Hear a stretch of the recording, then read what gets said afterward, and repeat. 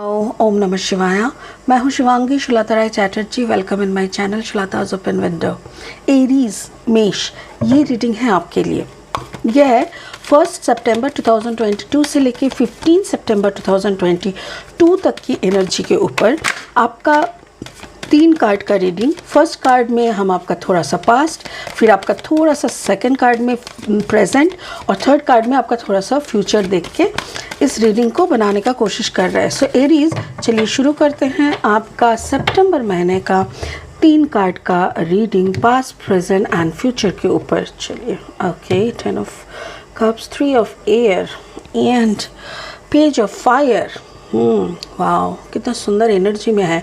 मतलब एनर्जी में जो थे वो एक little immaturity, little much. Oh my god, 10 of fire. Wow, oh हो, king of fire. My goodness Aries, आप हो फायर साइन के 100%, बट इतनी अच्छी तरह से आपका पूरा फायरी एनर्जी आएगा, ये तो सच में सोच की बाहर है। आपका पास भी पेज ऑफ फायर में था। मतलब समझूं कि ना समझूं, मैंने ठीक समझा कि नहीं, ऐसा कन्फ्यूजन। फिर आपका अभी जो प्रेजेंट चल रहा है ना, दैट इज 10 ऑफ फायर। चारों तरफ से जैसे घिरे हुए और सोच रहा है कि करूं क्या, मैं कहाँ फंस गया। ये सब कन्फ्यूजन में ही कन्फ्यूजन थोड़ा हाई हो रहा है। उसके बाद आप किंग ऑफ फायर की एनर्जी में आ रहे हो इन फ्यूचर। वाओ, स्पिरिट का ब्लेसिंग कार्ड है white angel, ancestor spirit. Connect to your lineage, a family owned or pattern can be healed now. इस कार्ड को ना हम लास्ट में क्लैरिफाई करेंगे। अभी फिलहाल ओशो जैन टैरो डेक से भी हम 3 कार्ड लेंगे। ये जो रीडिंग है थोड़ा एक्सपेरिमेंटल रीडिंग बना रहे हैं, क्योंकि हम लोग जिस वक्त के साथ जा रहे हैं ना, बहुत कंफ्यूजिंग वक्त है। कभी लगता है कि वाह वी आर इन स्पिरिचुअलिटी, कभी लगता है नो। सो इसीलिए 2-3 डेक लेके आज हम रीडिंग कर रहे हैं। एक सेकेंड, बाप रे, ये जो 9 ऑफ कप्स आया, इससे पहले 10 ऑफ कप्स आ रहा था। बाय द वे, अगर आपका जन्म का राशि में मून साइन जिसको कहते हैं, उसमें अगर एरीज यानी मेष है, या लग्न में यानी असेंडेंट में अगर मेष है, या तो फिर अगर आपका सन साइन में एरीज है, then you can watch this video, आपके साथ रेजोनेट हो सकता है। ठीक है, चलिए, Aries for the month of सितंबर। Okay. Going with the flow. Wow. Going with the flow. Exactly. Oh my God, the source. Can you believe Ace of Fire and the 6 of Cups? Aries, हो सकता है कि आप कोई water sign के साथ deal कर रहे हो, या तो वाटर साइन आपका इमोशन जो है ना, वो आपका किसी वाटर साइन के साथ अटैच है। हो सकता है कि योर लविंग पार्टनर, या तो फिर योर लॉयल पार्टनर, या तो फिर your married partner water sign का नहीं है, बट हो सकता है ना किसी से दिल लगी आपका जो था, या तो फिर है वो वाटर साइन का है। ठीक है, चलिए हम अभी ना विजडम ऑफ द ऑरेकल से भी 3 कार्ड लेंगे और रीडिंग को आगे बढ़ाएंगे। बाय द वे, हम एक चीज़ कहना भूल रहे हैं कि अगर आप नए हो मेरी चैनल पे, तो प्लीज़ प्लीज़ प्लीज़ मेरी चैनल को सब्सक्राइब करके बेल आइकन को ज़रूर दबा दीजिएगा, ताकि मेरी बनाई हुई कोई भी वीडियो आपसे छूट ना जाए। ठीक है, आओ पीस। अच्छा, जो पहला कार्ड आया, या क्लीन ईट अप, अब कुछ सफाई में लगे हो, यादों की हो सकता है, एंड देन ऑर्फेंड। बात क्या है, ये बैक एंड फोर्थ क्यों हो रहा है एरीज? मैं लास्ट कुछ महीनों से देख रही हूँ एरीज कि अब बोल रहा ठीक है, जैसे नशा मुक्ति आंदोलन ये बंगाली में बहुत, मतलब बंगाल में, मैंने गाँव में बहुत सारे एडवर्टाइजमेंट हम देखते हैं, उसी की तरह लग रहा है एरीज आज का आपका एनर्जी। जैसे आप लग रहे हो, आप बोल रहे हो ठीक है, हम नशा करना छोड़ दिए। ठीक है, उसके बाद 2 दिन हुआ नहीं, मुझे ना 1 सिगरेट दे दो, ऐसा टाइप का आपका तलब उठ रहा है, वैसा दिख रहा है यहाँ पे। सॉरी 1 सेकेंड, ओके तो आपका पास्ट एनर्जी से शुरू करते हैं। देखिए फर्स्ट कार्ड जो है ना वो पेज ऑफ फायर है। Page of fire, page energy जो होता है ना वो काफ़ी इनोसेंट टाइप का एनर्जी होता है। ये कैसी बातों के, जैसे ये वही बात करते हैं, ठीक है कल से ना हम नहीं करेंगे, कल से ना हम ये नहीं बोलेंगे, कल से ना हम ये पिएंगे नहीं, ऐसा टाइप का जो समझते नहीं है। बट यहाँ पे देखो एक वाइट कलर का टाइगर है और ये जो है ना ये हाथ में एक पंखा लेके खड़ी है, जैसे कोई जापानीज़ या चाइनीज़ गुड़िया नहीं होता वैसा टाइप का। बट इसका एक चीज़ देखो, इस तरफ से बटरफ्लाइज जा रहा है, जैसे इसको छू के बटरफ्लाइज जा रहा है और पैरों तले एक टाइगर है, सर के ऊपर एक मुन है। इस कार्ड को देख के एक ही चीज़ लगता है, इनोसेंसी। जब आप बहुत ज़्यादा इनोसेंट होते हो ना तब प्रकृति आपके आसपास रहते हैं, सब कुछ जैसे आपके साथ एक रिदम में चलता है। आप जितना कॉम्प्लिकेटेड होने लगते हो सब कुछ आपसे छूटने लगता है, तो वही इनोसेंसी दिख रहा है। Going with the flow is S of cups. S of cups मतलब एस ऑफ वाटर, वही इमोशन की जैसे एकदम हायर स्तर पे हो। जब इंसान बचपना में उतर जाता है ना, जैसे बच्चों जैसी हरकतें करना, फिर बचपन की यादों में जाना, तब वो इमोशन की एकदम उस परिकठा मतलब उस सिचुएशन में चले जाते हैं जहाँ पे उसको हर चीज़ में प्यार दिखाई देता है। मुझे भी वही लग रहा है, आप बहुत ज़्यादा इमोशनली डिसबैलेंस फील कर रहे थे, खुद को एकदम जैसे भावुक हो जाना, खुद को कहीं खो देना और बहुत ज़्यादा डिस्टर्ब हो जाना। आप पास्ट में आपके कुछ दिनों तक ऐसा ही चलता रहा। Card number 21, 2 + 1 = 3।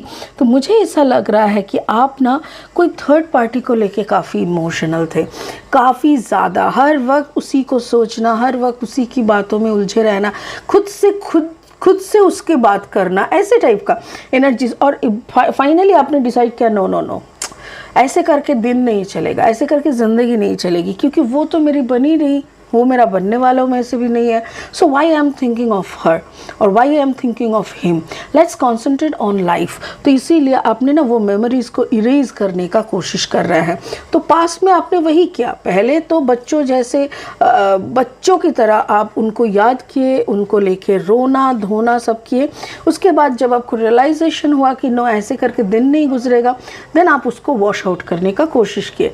प्रेजेंट एनर्जी में क्या हो रहा है ना, जैसे जब हम कुछ सफाई का काम करते हैं ना तो एक कोने से शुरू करते हैं और हर कोना से निकलने लगता है कचरा कचरा कचरा। तब हम लोग ना बहुत मतलब फ्रस्ट्रेटेड, डिप्रेस्ड और टायर्ड भी हो जाते हैं कि भाई इतना कचरा था, इतना मेमोरी जमा हुआ था, हम इतना बाउंडेड थे, हम इतना डिस्ट्रैक्टेड होके रह रहे थे because of all this memories, इतनी सारी मेमोरीज। तो आप जैसे चारों तरफ से आप इसको पकड़ेंगे कि इसको पकड़ेंगे, इस मेमोरी को घाटेंगे कि इस मेमोरी को सुनेंगे, इसको याद करेंगे कि इसको लेके हंसेंगे। तो ऐसी स्थिति आपकी होगी कि कौन सा मेमोरी मैं रखूं या कौन सा मैं किसको फेंकूं।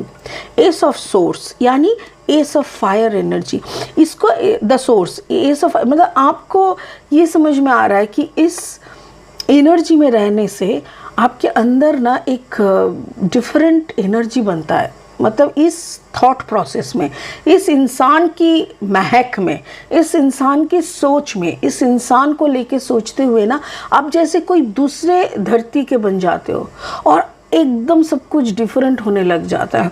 और उसी को लेके ना आप सोच रहे हो और बोल रहे हो मुझे कुछ करना है, आई कांट स्टैंड इन सच वे। हम ऐसे ही कैसे खड़े रह सकते हैं, ऐसे ही कैसे दिन को जाने दे सकते हैं, ऐसे ही वक्त का कैसे जाया कर सकते हैं, हमको कुछ करना है। ऐसे मेमोरीज को हटाओ, मुझे शांति चाहिए, I need piece, I really need piece. और इसी के बाद का ना आपको लग रहा है कुछ तो करना है। यहाँ पे देखो 10 ऑफ फायर यानी नंबर 10, मतलब अभी तो इसको ख़त्म होना ही है कुछ और शुरू करने के लिए। जब हम दुख भरी कोई यादों में घुसे रहते हैं ना तो हमसे कोई क्रिएटिव होता नहीं है। बट यहाँ पे देखो, जैसे इस कार्ड का कलर्स देखो, यहाँ पे रेड ऑरेंज येलो, वैसे ही रेड ऑरेंज येलो। तो आपका पूरा नीचे वाला जो चक्रास है ना, root chakra is the colour of red, फिर sacral chakra is the colour of orange and solar plexus chakra का कलर है येलो। तो ये तीनों चक्रास आपका एक्टिव है।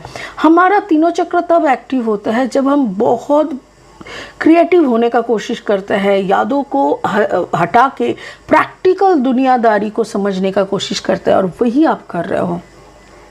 आपको समझ में आ गया कि इमोशन की नदी में बह के कुछ नहीं मिलेगा।